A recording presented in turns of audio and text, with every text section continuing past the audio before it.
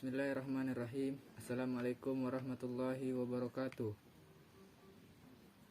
Saya dari kelompok 6 atas nama Ripal ingin mempresentasikan makalah kami yang berjudul Kemagnetan dan Induksi Magnetik. Magnet pertama kali ditemukan oleh rakyat Yunani kuno. Kata magnet berasal dari bahasa Yunani, yaitu magnetis lithos yang berarti batu magnet. Magnet pertama kali ditemukan di kota Magnesia yang merupakan nama kota di Yunani. Sekarang berada di daerah Turki. Magnet atau bisa disebut dengan besi berani merupakan suatu benda yang mampu menarik objek atau benda tertentu. Magnet sendiri telah diketahui sejak zaman Yunani kuno. Magnet yang berada di gunung Ida ditemukan oleh seorang pengembala. Ketika ia sedang berada di gunung Ida, ia merasakan keheranan tongkat besi yang dibawanya tiba-tiba tertarik oleh tanah, sehingga sangat sulit untuk diangkat dengan tangannya. Adanya peristiwa yang terjadi pada gunung Ida tersebut dinamakan dengan peristiwa magnet alami. Magnet terbagi menjadi dua, yaitu magnet alam dan magnet alami. Magnet alam adalah magnet yang langsung dapat ditemukan di alam dan berbentuk tanpa campur tangan manusia. Sedangkan magnet buatan adalah magnet yang dibuat oleh manusia dengan bantuan benda yang mengandung unsur magnetik. Magnet selalu memiliki dua kutub, yaitu kutub utara dan kutub selatan. Kekuatan magnet dalam menarik benda-benda disebut dengan gaya magnet. Magnet memiliki berbagai bentuk seperti huruf U, silinder, batang, jarum, keping, dan kadam atau tapal kuda. Selanjutnya, pengertian medan magnet. Bumi diketahui memiliki medan magnetik yang berfungsi untuk menahan atmosfer di tempat dan melindungi manusia dari radiasi kosmik berbahaya dan angin matahari.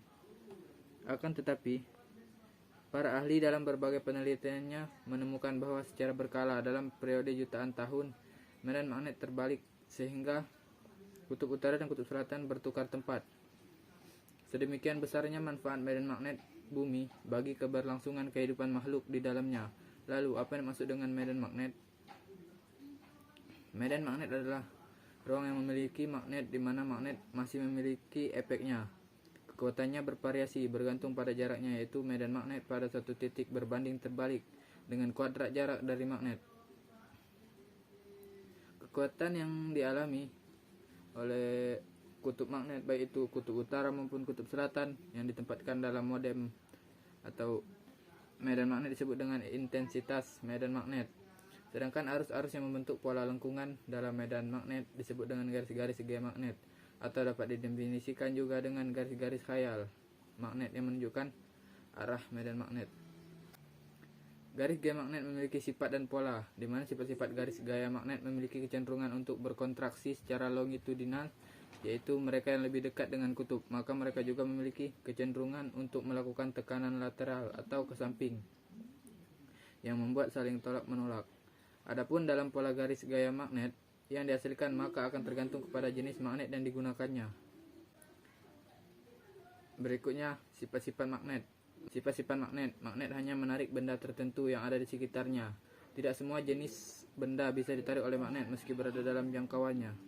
2. Gaya magnet dapat menembus benda. 3. Magnet mempunyai dua kutub, yakni kutub utara dan kutub selatan. 4.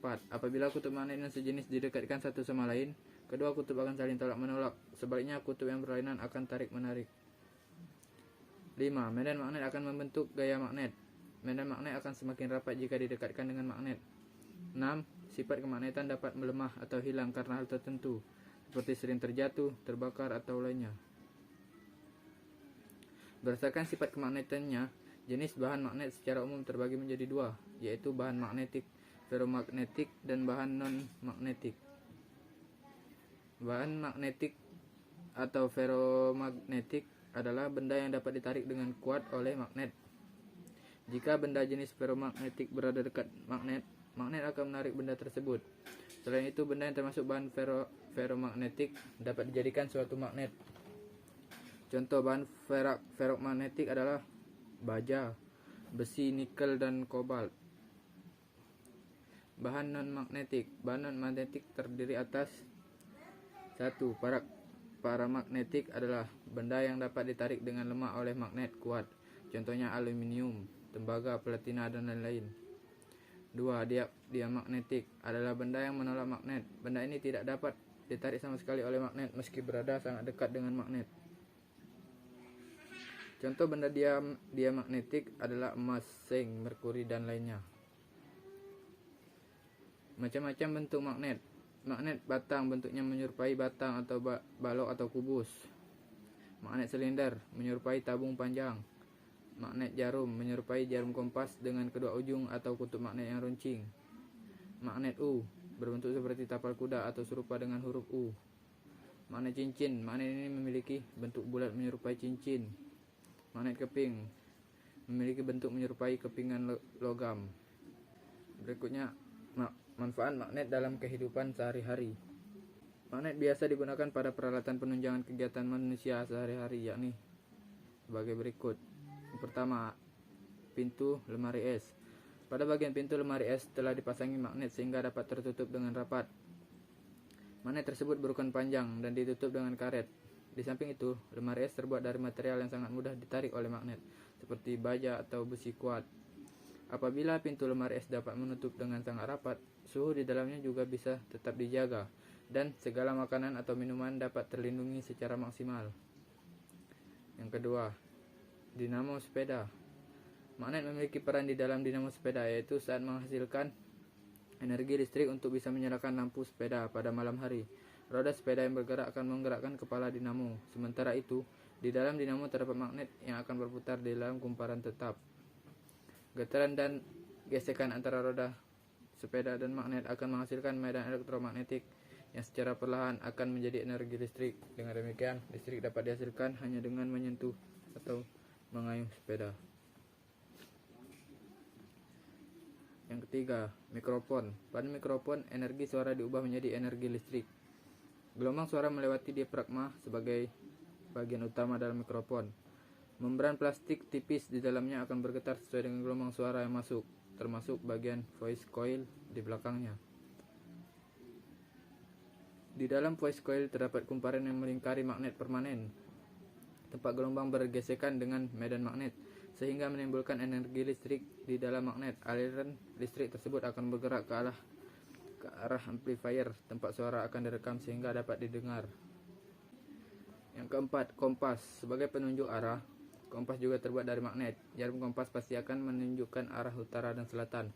Hal itu karena bumi juga memiliki medan magnet yang sangat besar di bagian kutub utara dan selatan. Sebenarnya sifat magnet yang selalu bertolak belakang membuat jarum kompas utara akan menunjuk bagian selatan dan sebaliknya. Namun, adanya mekanisme khusus di dalam kompas membuat pemakainya sudah tidak perlu menerjemahkan kebalikan tersebut. Berikutnya ada induksi magnet. Induksi magnet adalah kuat medan magnet akibat adanya arus listrik yang mengalir dalam konduktor. Adanya kuat medan magnetik di sekitar konduktor berarus listrik diselidiki pertama kali oleh Hans Christian pada tahun 1851. Jika jarum kompas diletakkan sejajar dengan konduktor, maka konduktor itu akan dialiri arus listrik. Bila arah arus listrik dibalik, maka penyimpangannya juga berbalik. Selanjutnya, secara teoretis, Laplace menyatakan bahwa kuat medan magnet atau induksi magnet di sekitar arus listrik yaitu berbanding lurus dengan arus listrik dan berbanding lurus dengan panjang kawat penghantar, berbanding terbalik dengan kuadrat jarak suatu titik dari kawat penghantar itu. Arah induksi magnet tersebut tegak lurus dengan bidang yang dilalui arus listrik. Induksi magnet ditemukan oleh Michel Faraday pada tahun 1821. 2 tahun sebelumnya, Ørsted telah menemukan bahwa jarum magnet kompas biasa dapat beringsut. Jika arus listrik dialirkan dalam kawat yang tidak berjauhan, ini membuat Michael Faraday berkesimpulan bahwa jika magnet diketatkan, yang bergerak justru kawatnya. Atas dasar dugaan ini, dia berhasil membuat suatu skema yang jelas di mana akan terus-menerus berputar berdekatan dengan magnet sepanjang arus listrik dialirkan ke kawat. Sesungguhnya, dalam hal ini, Michel Faraday sudah menemukan motor listrik pertama, suatu skema pertama penggunaan arus listrik untuk membuat suatu benda bergerak. Mungkin hanya itu yang bisa dapat saya sampaikan. Kurang Jika ada kekurangan saya mohon maaf, kepada Allah saya mohon ampun. Billahi taufiq wal hidayah. Wassalamualaikum warahmatullahi wabarakatuh.